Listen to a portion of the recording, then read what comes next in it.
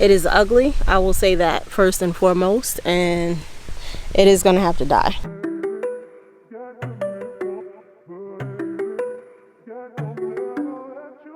All right, y'all, so I just wanted to give y'all some quick updates because we're about to do some cleanup in the garden, and basically a lot of these things that you see here now won't be here in the next few weeks, and we will be succession sowing some of our crops. So I actually just want to make sure that we have the room to do so.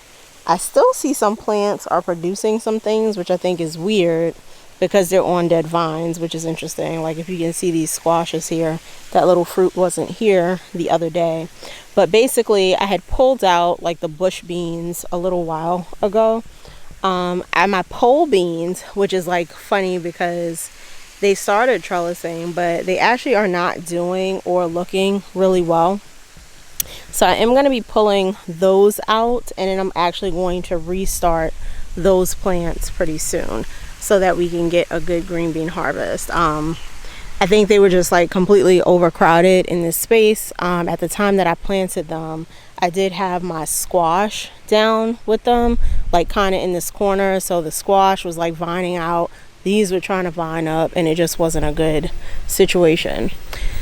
The corn, I am very sad to say, and I say sad, I'm saying that very loosely, that the corn did not actually do what it was supposed to do.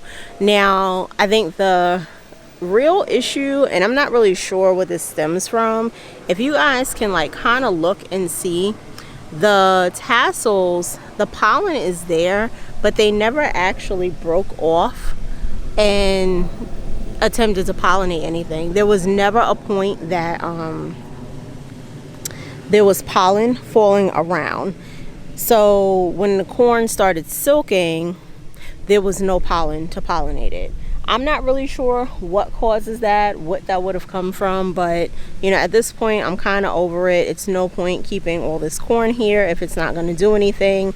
It looks like some of them, you know, maybe got a tiny bit somewhere, but you know, I'm just gonna call it what it is. It's a failed crop, and that's okay. Like, you can't win at every single thing you plant every season, so it just kind of is what it is. I do have enough time to actually plant another round of corn, but I'm not going to do it because there are other things that I think I would really just much rather have. For example, melons. I definitely want to get some more melons in the ground.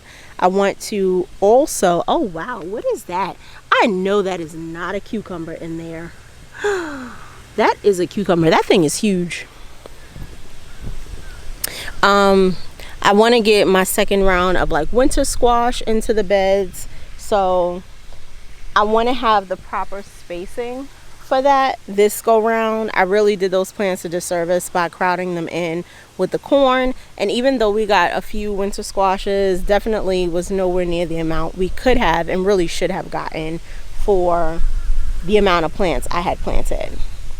This bed over here, this is where we had our indeterminate tomatoes. We had a lot of peppers in here, you guys can see, and we had melons. Way too much stuff in this bed, you know, to say the least.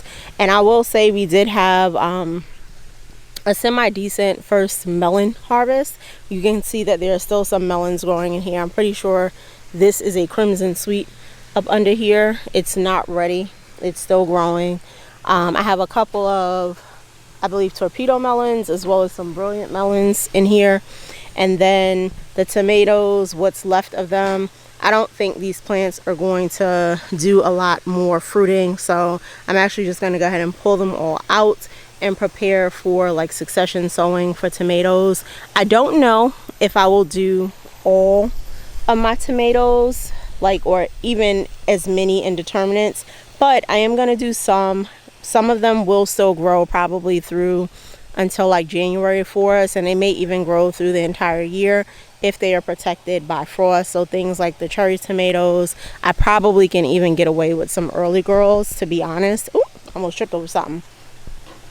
And then The rest of these peppers, some of them are actually doing okay. Like my Scotch bonnets back there, I have like a red one. They started turning.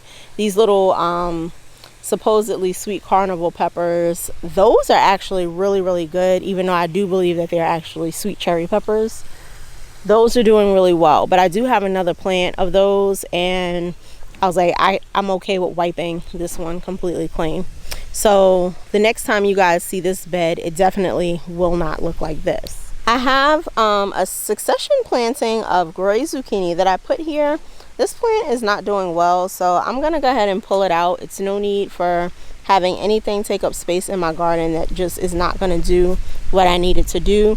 Especially, you know, when there's enough pest pressure happening, I don't need anything, and I mean anything at all, that will add to that stress.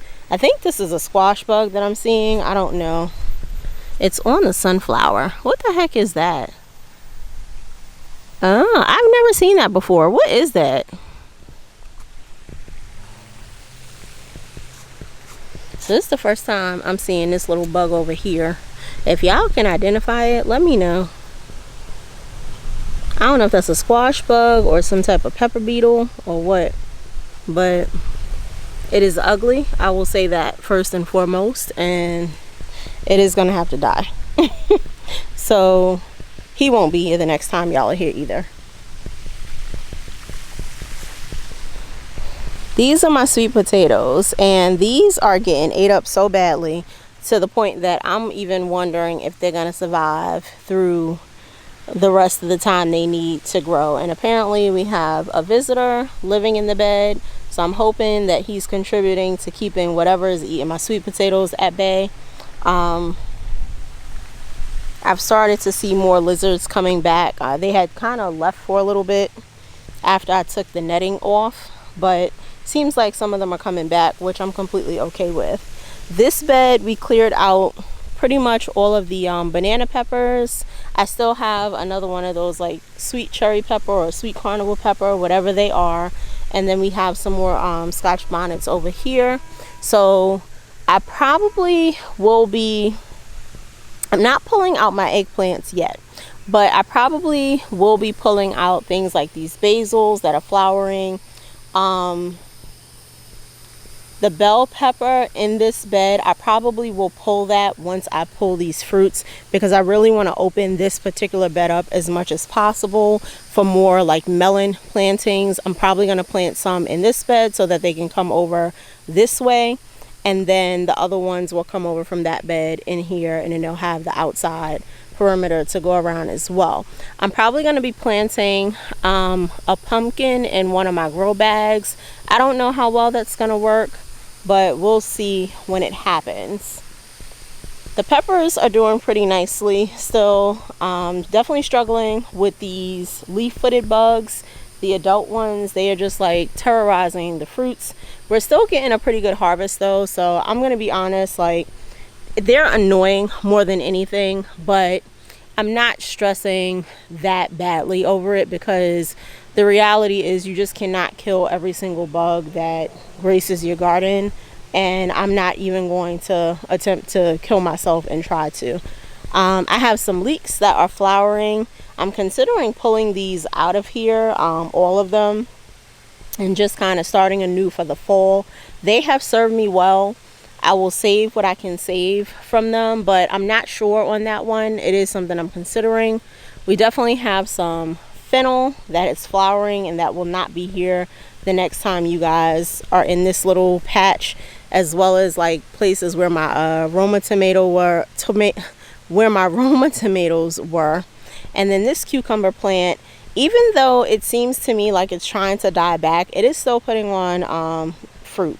I have a couple of fruits on there. I'm going to be pulling those off, and then I'll probably pull the plant all together, because I do have another plant in the bed that I've succession sowed, and that one is already starting to put on fruit as well.